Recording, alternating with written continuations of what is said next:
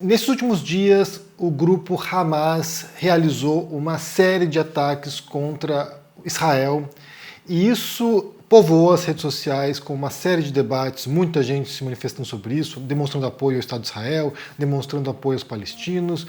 E de ontem para hoje eu vi algumas cenas que me perturbaram bastante, cenas de mulheres israelenses sendo aprisionadas por palestinos ou pelo Hamas e sendo expostas nas ruas, sequestradas, algumas nuas, mortas. Então tem muita cena horrível, horrível. E eu não pretendia falar sobre esse assunto, mas me pareceu aqui que, sob certo aspecto, eu posso trazer algumas considerações sobre isso.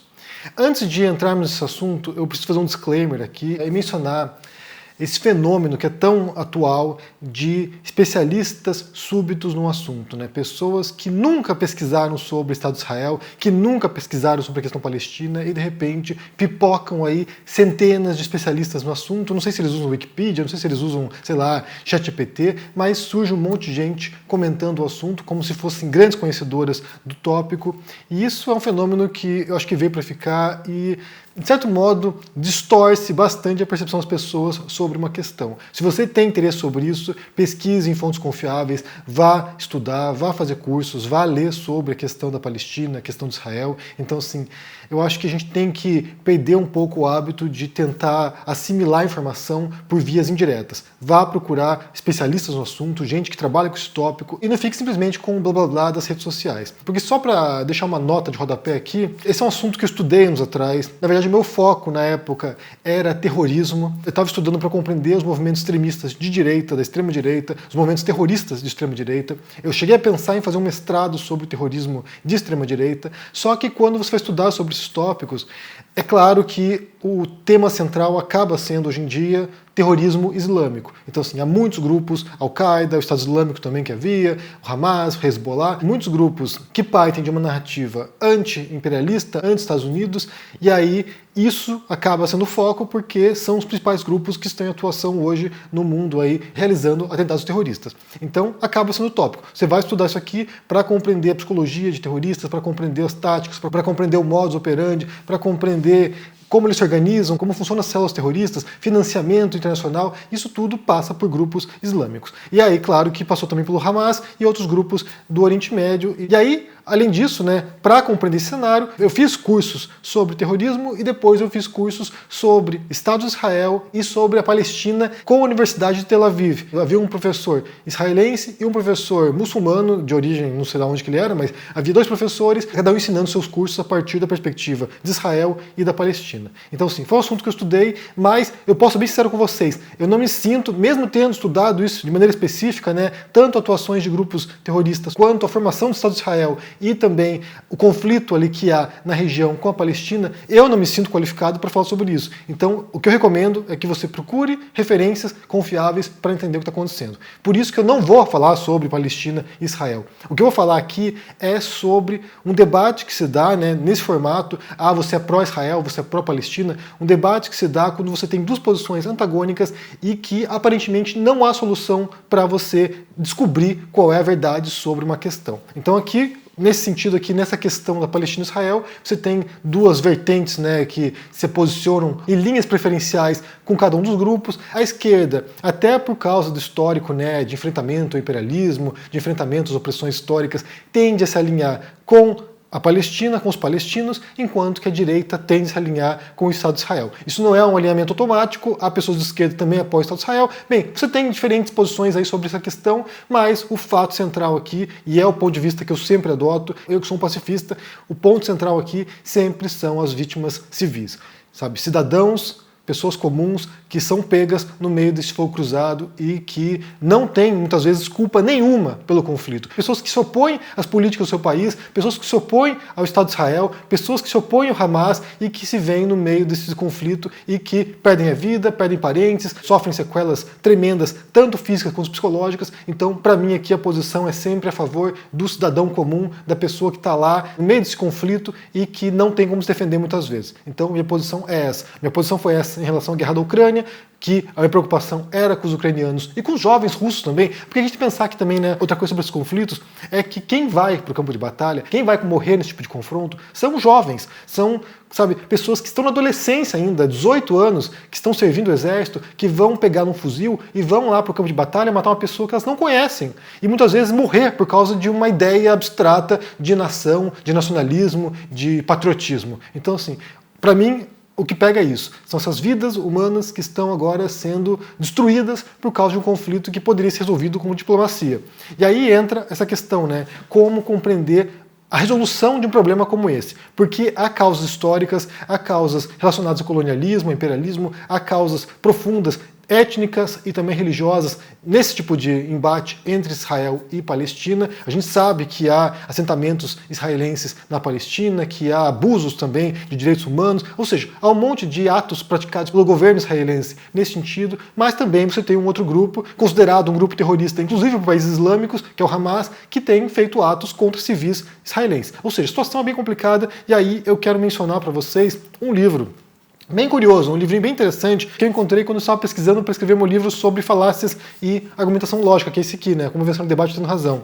Eu estava pesquisando, eu reuni vários materiais, várias referências importantes, tanto clássicas quanto contemporâneas, e eu encontrei esse livrinho aqui do Jay Heinrichs, que se chama Thank You for Arguing, que é What Aristotle, Lincoln and Homer Simpson Can Teach Us About the Art of Persuasion, que é obrigado por discutir, por debater o que Aristóteles, o Abraham Lincoln aqui, e Homer Simpson pode nos ensinar sobre a arte de persuasão.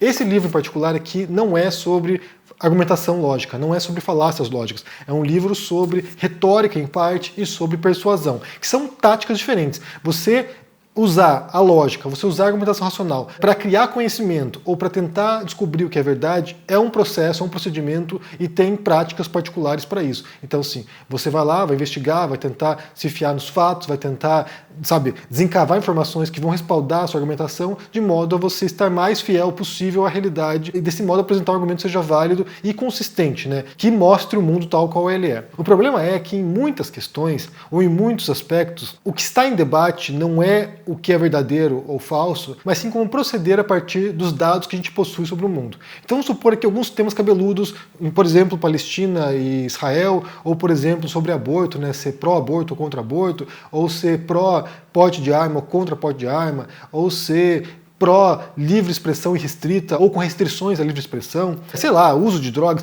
são muitas questões polêmicas e para as quais a gente não possui uma resposta que seja definitiva e verdadeira ou falsa no sentido absoluto. São questões que vão se desenvolvendo historicamente, que as respostas mudam ao longo da história. Num certo momento havia uma percepção sobre isso, hoje é outra percepção. Então, assim, são questões que estão em aberto porque a resposta não é dada, a resposta não é objetiva. A resposta é uma construção social. A resposta tem a ver com nossas relações e com o modo como a gente entende a sociedade, os indivíduos, a psicologia humana, a medicina, a ciência e assim por diante. Então, nessas questões, tentar encontrar o que é verdade não é fácil ou às vezes é impossível, porque as práticas mudam, porque as ideias mudam, porque os códigos de conduta mudam, porque as leis mudam, então nem sempre a gente consegue fazer isso, de descobrir o que é verdadeiro ou falso. E daí o que o Jay Heinrichs propõe nesse livro aqui, que é na verdade uma proposta para um debate persuasivo, é que você, diante desse tipo de questão, em vez de se ater a aspectos secundários do debate, por exemplo,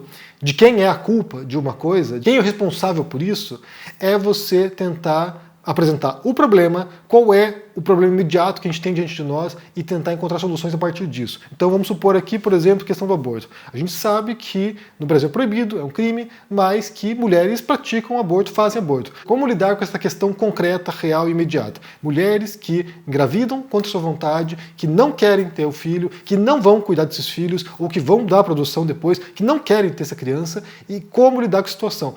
Mulheres que vão lá e muitas vezes praticam aborto de maneira ilegal, clandestina e em algumas circunstâncias morrem. Como enfrentar essa realidade? O que fazer diante disso? E aí você pode ter algumas respostas de acordo com sua visão de mundo, obviamente. Mas quando se concentra nesse tipo de problema, em vez de você se concentrar quando começa a vida, por exemplo, quando se inicia a vida? Se inicia com a fecundação do óvulo? Se inicia com 12 semanas? Se inicia, sabe-se lá quando? Quando a alminha da pessoa entra dentro das células? Quando começa a vida? Essa questão é irrelevante para um debate como esse. O que é relevante é o problema. Há esse problema, como é que a gente resolve isso? Como é que a gente resolve morte de mulheres em clínicas clandestinas? Como é que a gente resolve mulheres que não querem ter filhos, que engravidam e depois não podem abortar porque no Brasil é proibido? Como é que faz isso?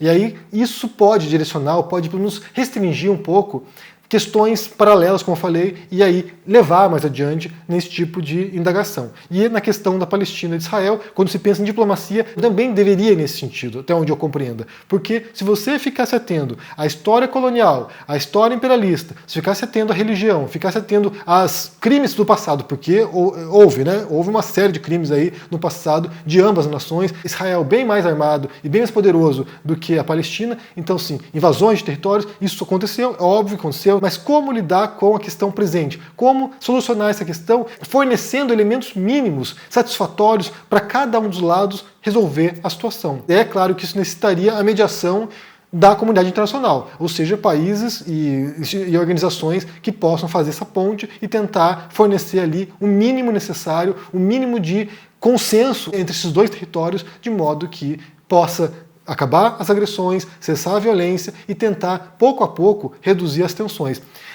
Não dá para ser ingênuo e achar que as questões étnicas, religiosas e históricas vão desaparecer. A gente não tem como apagar o passado, não tem como dizer, isso não aconteceu. Aconteceu. E isso vai continuar contaminando as relações entre palestinos e israelenses, possivelmente para sempre. Mas tentar evitar que haja esse tipo de embate, tanto da parte de Israel invadindo a Palestina, quanto agressões da Palestina contra Israel, isso deveria ser emergencial e deveria ser o ponto focal. Aqui, como eu falei, a história, a colonização, imperialismo, religião deveriam ser elementos secundários para que possa avançar, para que haja um debate concreto sobre questões concretas, de modo a ter soluções concretas, e não apenas ficar nessas especulações sobre quem é o culpado nessa história. Então, eu entendo que nessa situação, em vez de tentar buscar as raízes históricas, que são interessantes, são bem esclarecedoras para compreender o problema, mas para solucionar o problema, as raízes históricas não vão ajudar. O que vai ajudar é confrontar o problema e ter um auxílio aí internacional, como eu falei, de organizações internacionais, principalmente, de países dispostos a mediar essa conversa, para que haja um cessar-fogo e que possam tentar encontrar um denominador comum para essa questão. E claro que a gente pode imaginar também que haverá uma retaliação, desproporcional e brutal de Israel contra os palestinos. Então, assim, os atos que a gente viu aqui de palestinos contra israelenses, a gente vai ver agora atos de israelenses contra palestinos, e isso é lamentável, isso é uma tragédia humanitária tremenda, e como eu falei, quem paga o preço no final são cidadãos comuns, pessoas como eu, você, que não são soldados, não são pessoas combativas, que não querem violência e que, se houvesse algum tipo de conflito nesse sentido, quem se ferraria nisso seríamos nós. Não seria a cúpula política, não seria a cúpula militar, não seria os poderosos, seria o cidadão comum que lida com isso. Bem, o que vocês pensam sobre essa história toda, sobre essa ideia de você enfrentar o problema em vez de tentar ficar relacionando com outras questões que não contribuem para a resolução? Como é que você entende isso aqui? Deixa aqui embaixo no comentário, deixa o joinha, se inscreva no canal, ativando o sininho, isso é muito importante para ajudar aqui no engajamento, se torne um membro do canal para dar uma força e confira na Amazon com desconto meu livro sobre falácias e argumentação racional, como versão de debate tendo razão, com desconto, como eu falei, link na descrição, se cuide. Tchau. Estamos em guerra pela independência. Eles atacam, Tentam nos intimidar. usam as estruturas de poder para distorcer a realidade. Mas não vão nos calar. A gente não se curva, a gente vai à luta. Em um sistema viciado em meias-verdades, Nós somos a resistência, nós queremos a verdade. Por isto, levantamos a bandeira da independência. Independência para fazer um jornalismo corajoso, para colocar o dedo na ferida, para denunciar os abusos e as injustiças. Somos independentes dos donos do capital, dos poderosos e das grandes corporações. Aqui é publicidade zero. Só assim honraremos o nosso compromisso com a denúncia. Com a liberdade total de opinião. Essa guerra não é fácil, é cruel, mas com seu apoio e luta, seremos cada vez mais fortes. Junte-se à nossa causa. Junte-se à nossa causa. Junte-se à nossa causa. Fortaleça o jornalismo verdadeiramente independente. Sendo membro do ICL.